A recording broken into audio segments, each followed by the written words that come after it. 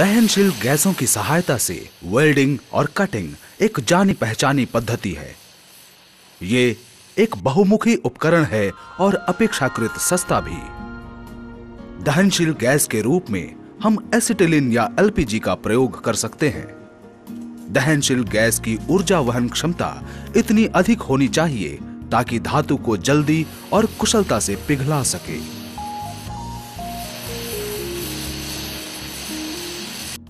आग के संपर्क में आते ही एसिटिलीन गैस विस्फोट पैदा करता है क्योंकि यह गैस विपत्तिजनक है।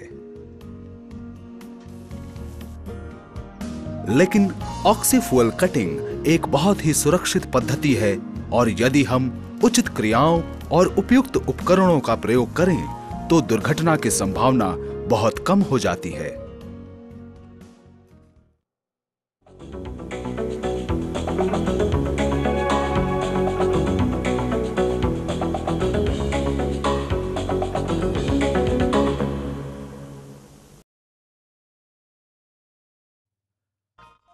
एसिटिलीन या एलपीजी जैसे फ्यूल गैस अपने आप पर्याप्त तापमात्रा उत्पन्न नहीं कर पाते, इसलिए हमें इनमें ऑक्सीजन मिलाना पड़ता है ताकि फ्लेम का तापमान बढ़ सके।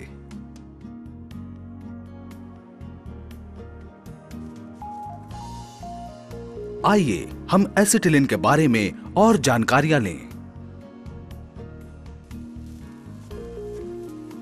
प्रेशर में एक बार की वृद्धि एसिटिलीन के अणुओं को और पास पास धकेल देती है।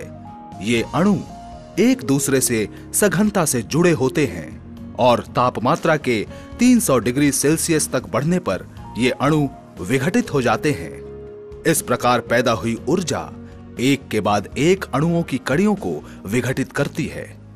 इस प्रक्रिया को एसिटिलीन डिकम्पोजिशन कहते हैं।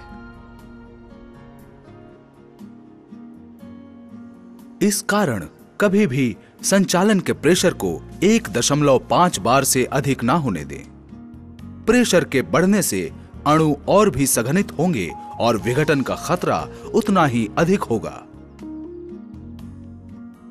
हवा या ऑक्सीजन के संपर्क में एसिटिलीन में क्या परिवर्तन होते हैं?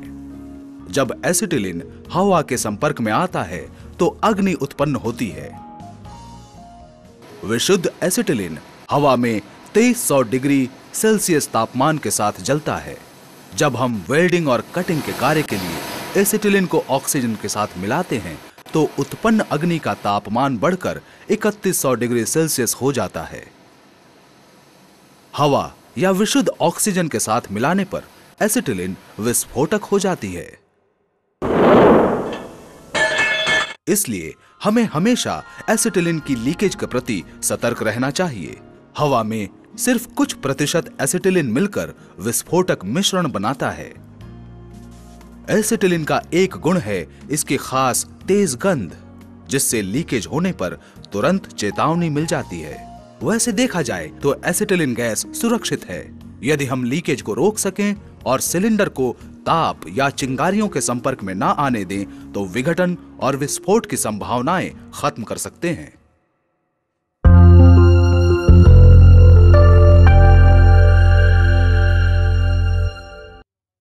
एलपीजी की एक खास गंध होती है, लेकिन कई मायनों में एसिटिलीन से अलग। एलपीजी हवा से भारी होती है, इसलिए बंद जगहों और कोनों में जमा होती है। एसिटिलीन की तरह हवा में इसका कुछ भाग मिलकर विस्फोटक हो जाता है। विशुद्ध एलपीजी हवा में 1900 डिग्री सेल्सियस की तापमात्रा के साथ जलता है। ऑक्सीजन के साथ एलपीजी को मिलाने से उत्पन्न अग्नि का तापमान बढ़कर 2800 डिग्री सेल्सियस हो जाता है। एलपीजी को 9 बार के प्रेशर पर सिलेंडर में तरल रूप में स्टोर किया जाता है। सेफ्टी वाल्व सही तरीके से काम करे, इसलिए सिलेंडर को सीधा खड़ा रखना चाहिए, वरना वाल्व तरल गैस में डूब जाएगा।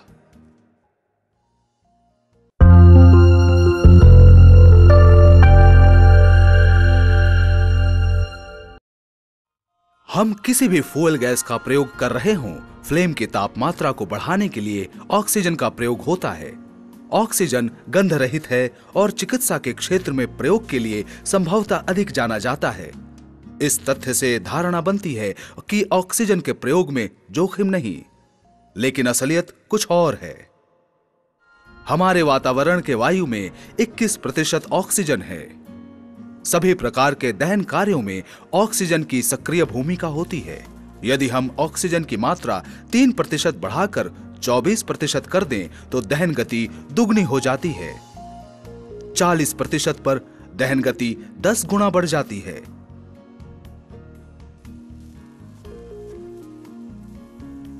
विशुद्ध ऑक्सीजन में सब कुछ जल जाता है, स्टील हो या मानव त्वचा। लीक करने वाले उपकरण आसपास की हवा में ऑक्सीजन की मात्रा बढ़ाकर सुरक्षित सीमा को पार कर जाते हैं। लीकेज की जांच एक प्रमुख सावधानी है। बंद जगहों पर अधिक बड़े नोजल का प्रयोग ऑक्सीजन के स्तर को तुरंत बढ़ा सकते हैं।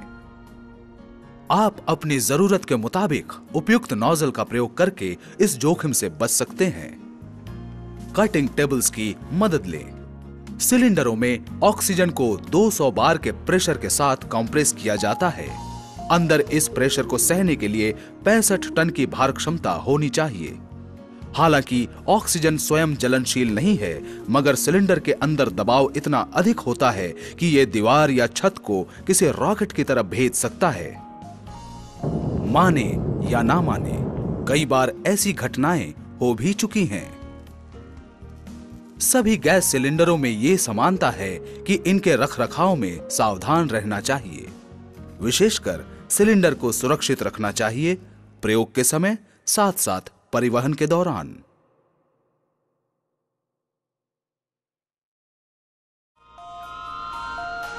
आइए इस उपकरण को हम और अधिक जानें।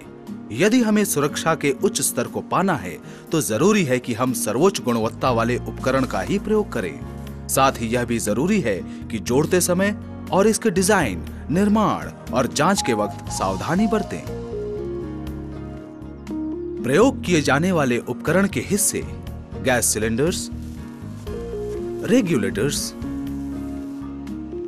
फ्लैशबैक अरेस्टर्स, होज के साथ mounted check valves, torches, nozzle या वेल्डिंग टिप्स। सुनिश्चित करें कि वो पूरी तरह सुरक्षित हों और पलट नहीं पाएं। जब तक पूरा पता ना हो कि सिलेंडर में कौन सी गैस है, जोड़ने का कार्य शुरू न करें। अलग अलग देशों में प्रयुक्त विभिन्न मार्किंग्स को न भूलें। अच्छे से देख लेना चाहिए कि सिलेंडर वाल्व में धूल के कण ना हो। ऑक्सीजन वाल्व को ब्लो करके साफ करें। हमेशा वाल्व के पीछे खड़े हों और खुली दिशा में ब्लो करें। एसिटिलीन के मामले में वाल्व की जांच देखकर करें। सुनिश्चित करें कि सिलेंडर्स और रेगुलेटर्स के थ्रेड क्षतिग्रस्त ना हो और सीट्स अच्छे से लगे हों। अब हम रेगुलेटर्स को फिट करेंगे।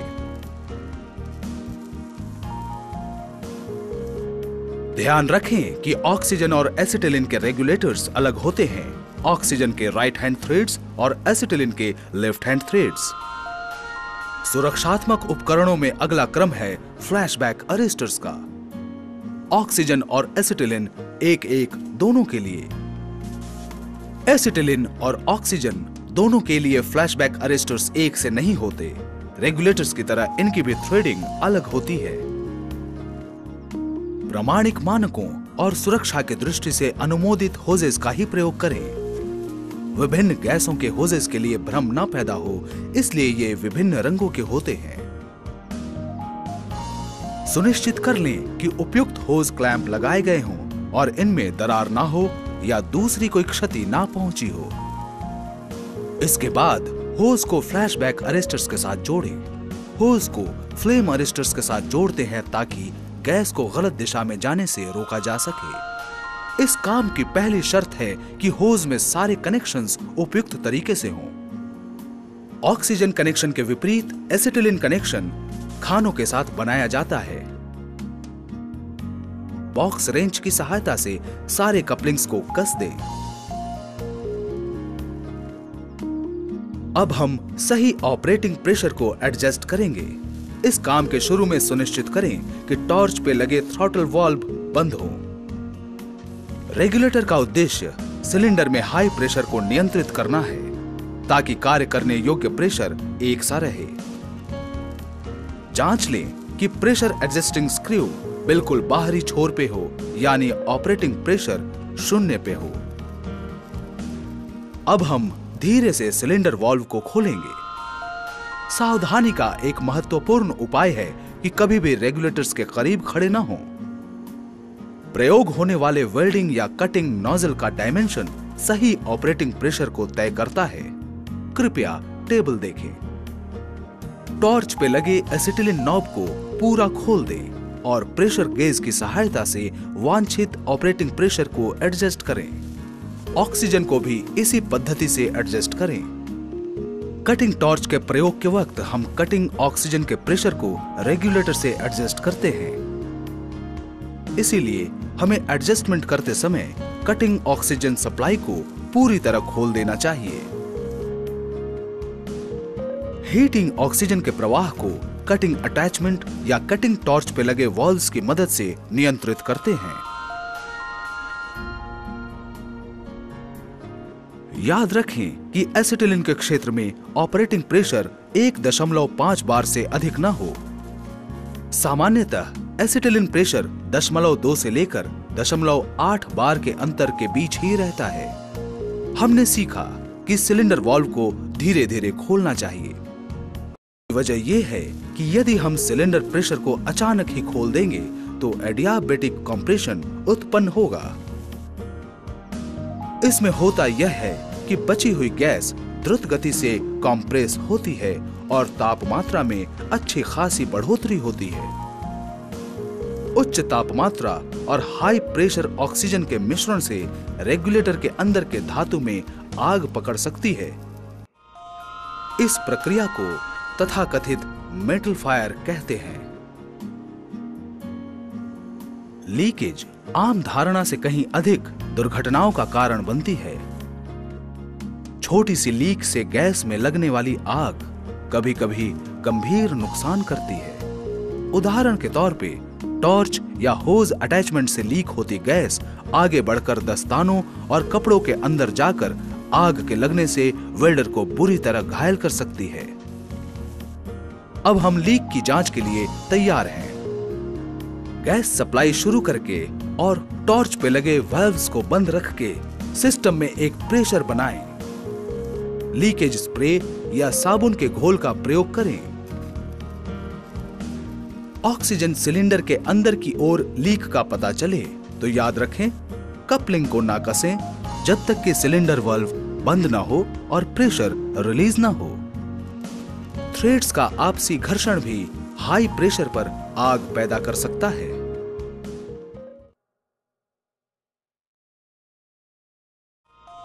आइए पहले देखते हैं रेगुलेटर कैसे काम करता है। हम संक्षेप में बताते हैं इस उपकरण की कार्य पद्धतियां। जब प्रेशर एडजस्टमेंट नॉब खुला नहीं होता तो गैस यहां दर्शाई स्थिति तक आती है।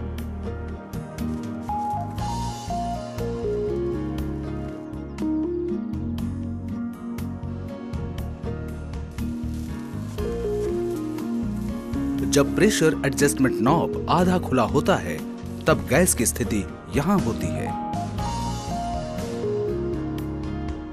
अब प्रेशर एडजस्टमेंट नॉब पूरा खुला हुआ है। एक उच्च गुणवत्ता वाला रेगुलेटर वो है जो सुरक्षित हो और प्रयोग होने वाले गैस के लिए उपयुक्त हो। इस सब रेगुलेटर को डिजाइन, निर्माण और जांच की अवस्थाओं में सुरक्षित बनाया जाता है। इन्हें हाई प्रेशर वाले गैस से संबंधित कार्य करना है, इसलिए हर अहम पुर्जा निर्मित होता है उपयुक्त यांत्रिक मजबूती, गैस के सामंजस्य और स्थानीय तथा अंतर्राष्ट्रीय मानकों को ध्यान में रखते हुए। आइए अब नजर डालें रेगुलेटर की बॉडी पे, जिसे बनाया जाता है ठोस फोर्स्ड ब्रास से, ताकि सिलेंडर के प्रेशर से 1.5 गुना अधिक की सुरक्षा हासिल हो।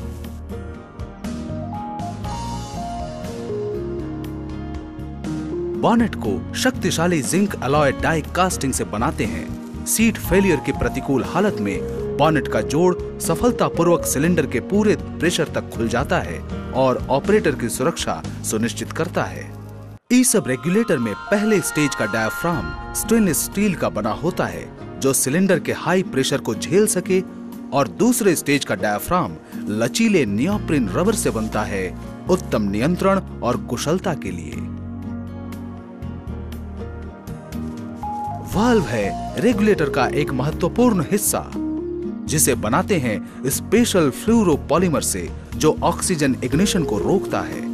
प्रेशर ज्यादा बन जाने पर सेफ्टी वाल्व अतिरिक्त गैस को निकाल देता है और सुरक्षित अवस्था के पुनर्स्थापित होने पर रीसेट हो जाता है। इनलेट फिल्टर बाहरी पदार्थों को रेगुलेटर में आने से रोकता है और पूरी प्रक्रिया को सुरक्षित रखता है। सभी ई-सब रेगुलेटर में सेफ्टी बैग के साथ प्रेशर गेज का इस्तेमाल होता है जो बढ़े हुए प्रेशर को ऑपरेटर से दूर निकाल बाहर करता है। ई-सब रेगुलेटर के सारे महत्वपूर्ण हिस्से जैसे body, bonnet, valve, nozzle, inlet outlet nipples का निर्माण हमारे अत्याधुनिक CNC मशीन शॉप में होता है, जहां मिलती है अचूक शुद्धता बार बार। आज हर एक ई-सब रेगुलेटर को प्रदर्शन के पैमाने पे जोड़ा जाता है, इसकी जांच की जाती है। उल्लेखनीय है कि BIS और अंतरराष्ट्रीय मानक BSEN पर खरा उतरने के लिए हर रेगुलेटर्स को कई जांच प्रक्रियाओं से गुजरना पड़ता है ताकि मानकों के अनुसार क्रियाओं और विश्वसनीय पैमानों की जांच हो सके।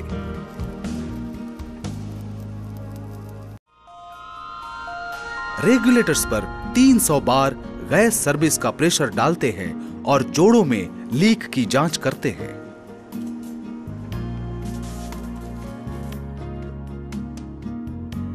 रेगुलेटर्स के जीवन चक्र की जांच के लिए उत्पादन के हर बैच से नमूने लिए जाते हैं।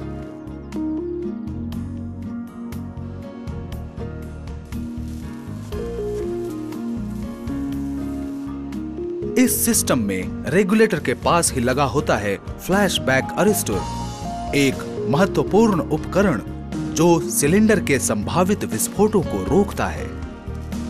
इस हालत में साधारणतः 3 प्रकार की घटनाएं दिखती हैं: बैकफायर, सस्टेन्ड बैकफायर, फ्लैशबैक। कुछ ऐसी होती है बैकफायर की आवाज। ऐसा होने पर वेल्डिंग टिप में फ्लेम या पूरी तरह बुझ जाती है या बुझने के बाद नोजल के छिद्र पे पुनः जल उठती है। जब नोजल से प्रवाहित होने की गति से ज्यादा तेजी से गैस मिश्रण जलता है तो फ्लेम टॉर्च में अंदर खिंच जाती है। इसे बैकफायर कहते हैं। ये अवस्था खतरनाक नहीं है, लेकिन यदि ऐसा हो तो हमें वेल्डिंग या कटिंग का काम रोककर कारण पता करना चाहिए। एक आम गलती यह होती है कि टॉर्च में लगे कंट्रोल नॉब को बहुत कम एडजस्ट किया गया है। इसे बढ़ाएं और फिर से प्रयास करें। हो सकता है सिलेंडर में गैस खत्म हो रही हो या किसी जगह होज में प्रवाह बाधित हो रहा हो।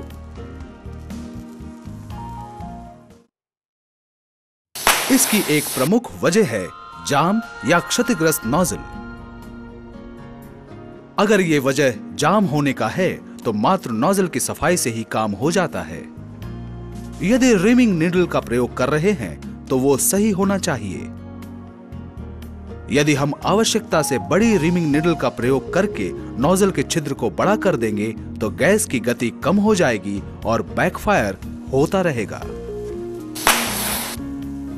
केमिकल से सफाई एक सुगम तरीका है।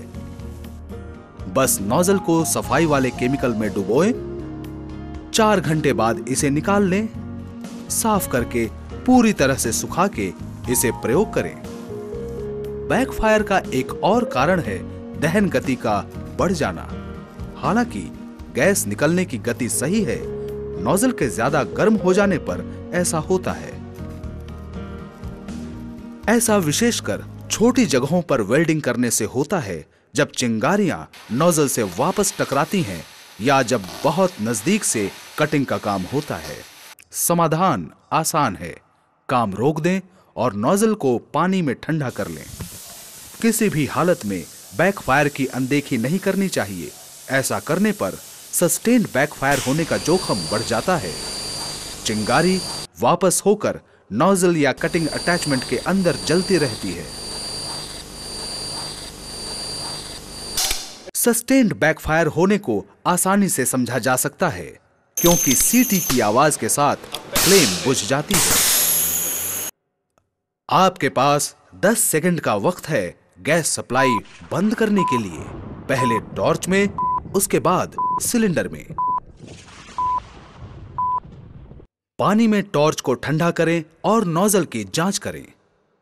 अगर हम सस्टेन्ड बैकफायर के कारणों में सुधार नहीं करते तो ये दृश्य सामने आ सकता है। अटैचमेंट पिघलता है और जलनशील गैस ऑपरेटर को घायल भी कर सकती है। फ्लैशबैक का परिणाम है ये फटे हुए होजेस। इसका कारण वेल्डिंग नोजल या कटिंग अटैचमेंट में पहुंचने से पहले ही फ्यूल गैस और ऑक्सीजन का अनजाने में मिल जाना है। इसे गैस का विपरीत प्रवाह कहते हैं। ये एसिटिलीन और ऑक्सीजन होज दोनों में ही हो सकता है। अत्यंत बुरी स्थिति में फ्लैशबैक निरंतर होकर रेगुलेटर से सिलेंडर तक पहुंच जाएगा। कारण बदल सकते हैं, लेकिन फ्लैशबैक को रोकने के तरीके प्रभावी हैं। ऐसी हालत में आइए गौर से देखें ये सब फ्लैशबैक अरेस्टर्स कैसे काम करते हैं। जब सिलेंडर से होकर गैस आता है तो ये चेक वाल्व को धकेल कर खोलता है और गैस का प्रवाह होने लगता है।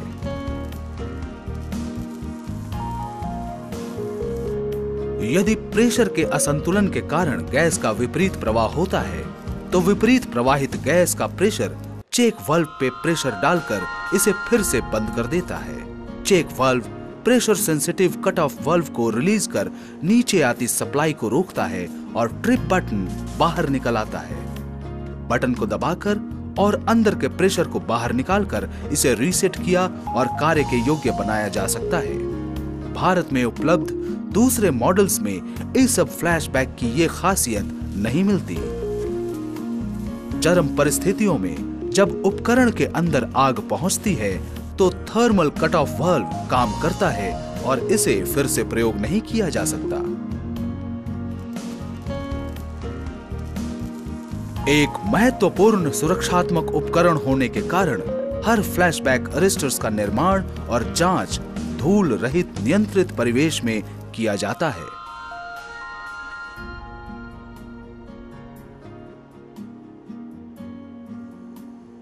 सुरक्षा को और बढ़ाने के लिए जहां संभव हो टॉर्च माउंटेड अरेस्टर्स का प्रयोग करते हैं। फ्लेम अरेस्टर्स होने के साथ साथ वे नॉन रिटर्न वाल्व का काम करते हैं और फ्लैशबैक की अवस्था में होज एक्सप्लोशन को रोकने में सक्षम होते हैं। आइए अब बात करें अगले उपकरण गैस कटिंग ब्लो पाइप की। ये सब वैसे तो इंजेक्टर टाइप कटिंग टॉर्च कटोजेन 5 भी बनाते हैं, पर यहां हमारा विशेष ध्यान होता है सुरक्षित nozzle mixing type cutting torch NM250 और NM400 पर।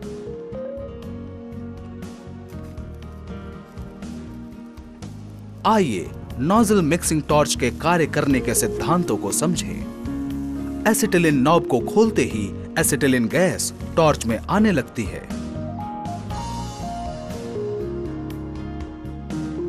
टॉर्च से बाहर निकलती इस फ्यूल गैस में लाइटर की मदद से आग लगाते हैं। इसके बाद हीटिंग ऑक्सीजन नॉब को धीरे से खोलते हुए ऑक्सीजन को नोजल तक पहुंचाते हैं, जहां ये गैस मिलते हैं और नोजल की नोक पर फ्लेम बनती है। अब दोनों गैसों के प्रवाह को फ्लो कंट्रोल नॉब की मदद से एडजस्ट करके वांछित फ्लेम पाई जाती है। इसके बाद कटिंग लीवर को दबाकर कटिंग ऑक्सीजन निकालते हैं और कटिंग की प्रक्रिया शुरू करते हैं।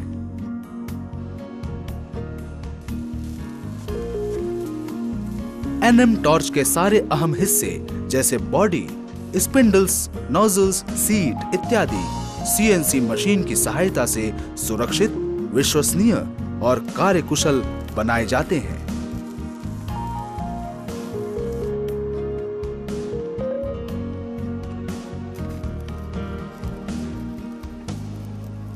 जोड़ते समय टॉर्च हेड में नोजल सीट को कुशल सीट कटिंग द्वारा और मास्टर नोजल द्वारा 100% जांच करके पूरी तरह मैच करते हैं। लीक और फ्लो टेस्ट भी जोड़ते समय किए जाते हैं।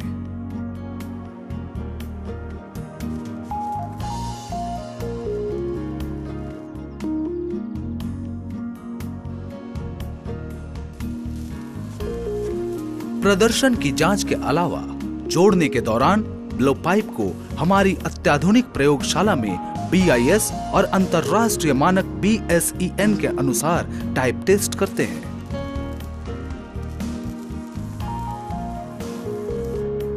एनएम टॉर्च के टाइटनेस टेस्ट सुनिश्चित करते हैं पूरी तरह लीक प्रूफ जॉइंट्स।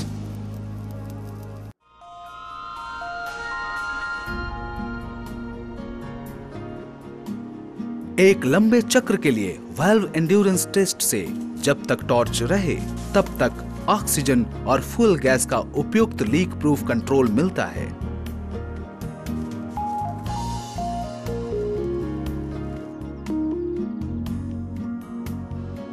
एक घूमती हुई सतह पर फ्लेम डालकर सस्टेन्ड बैकफायर टेस्ट करते हैं और टॉर्च की बैकफायर रेजिस्टेंस कैपेबिलिटी की जांच करते हैं।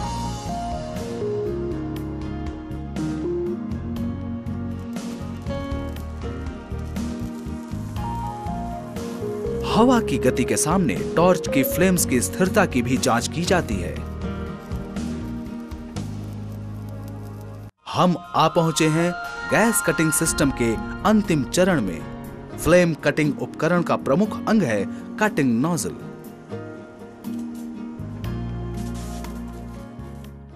ये पूर्व ताप फ्लेम उपलब्ध करा के स्टील को इग्निशन तापमात्रा तक पहुंचाता है और गर्म हुए क्षेत्र पर ऑक्सीजन का प्रवाह करता है ताकि कटिंग की क्रिया शुरू हो। ये सब एसिटिलीन नोजल ठोस टेलुरियम कॉपर बार से निकाले जाते हैं और ये एक टुकड़े में ही निर्मित होते हैं, जबकि एलपीजी नोजल की डिजाइन 2 टुकड़ों की है, जिनमें स्प्लाइंस वाले नोजल का अंदरूनी हिस्सा ब्रास का और बाहरी हिस्सा हॉलोड्रॉन कॉपर का होता है। कटिंग की बेहतर कुशलता को पाने के लिए प्रत्येक ई-सब नोजल के निर्माण में खास ध्यान रखा जाता है। नोजल सीट को टॉर्च हेड के साथ मेटल टू मेटल सील के उपयुक्त बनाया जाता है ताकि लीकेज को रोका जा सके।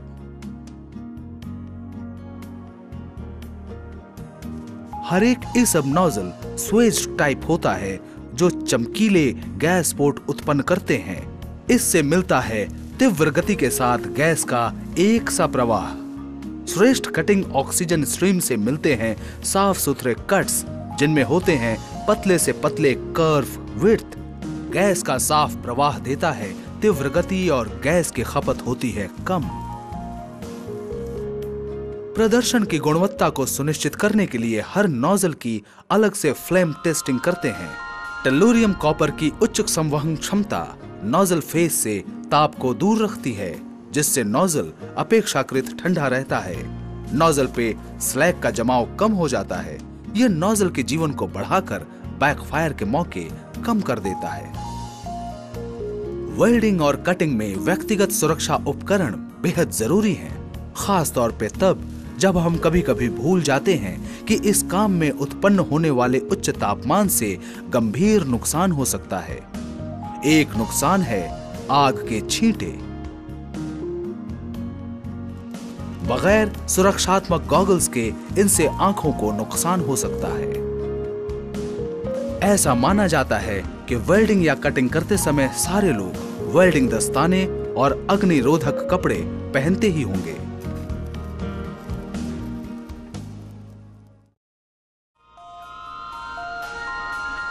जैसा कि हमने देखा, वेल्डिंग और कटिंग के वक्त दुर्घटनाओं से बचना कितना आसान है। अगर हम सही तरीकों और श्रेष्ठ मानकों वाले उपकरणों का प्रयोग करें तो इस फिल्म में दर्शाए गए सलाहों को माने और सिफारिश किए गए सुरक्षा उपकरणों का प्रयोग करें तो खतरनाक दुर्घटनाओं और जोखिम को कम किया जा सकता है।